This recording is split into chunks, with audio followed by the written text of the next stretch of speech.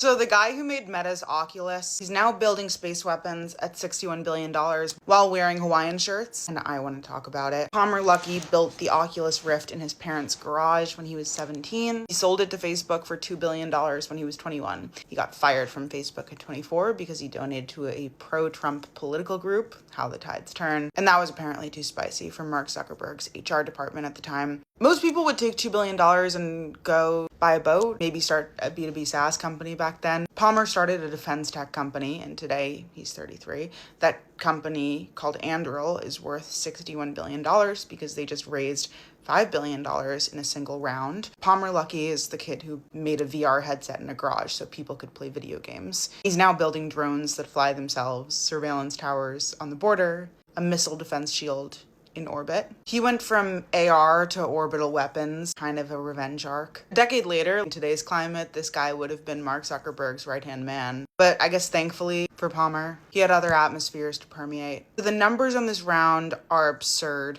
Revenue doubled to $2.2 billion in 2025. The valuation back in 2021 of the company was $4.7 billion, $30.5 billion last June, $61 billion today. So that's 13x in 5 years. Thrive Capital and Andreessen Horowitz led the round, Thrive being Josh Kushner's fund, because apparently building the future of American warfare is a family adjacent affair. Founders Fund, which is Peter Thiel's firm, they wrote a $1 billion check in the last round, the single largest check that the firm has ever written. Peter Thiel's biggest bet in his career is on a guy who got fired from Facebook. There's a poetry to that if you know the history. The reason this is happening now has a very specific name: the Iran War. Defense spending shifted overnight. Like it or not, the war is a vast opportunity for defense tech. Congress is now debating a new war authorization. The Pentagon is calling itself AI first, which is a phrase that definitely came out of a consulting deck, but also happens to be true. Venture capital money that 5 years ago was going to food delivery apps and co-working spaces is now going into autonomous weapon systems. Just this year alone, $3.6 billion has gone to defense tech startups. Now, what does Anduril actually make? Great question. This is the new version of what does Palantir actually do?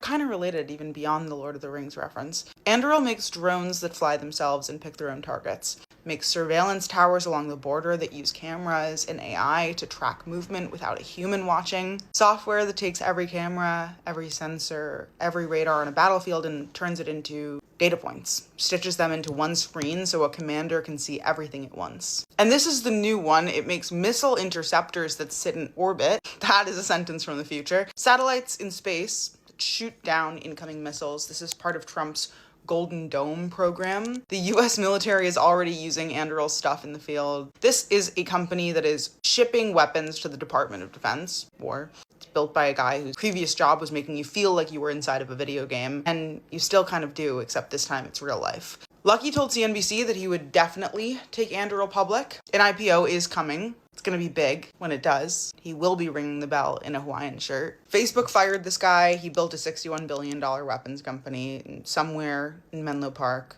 Someone in the HR office is updating their decision tree. Oh, this is the world.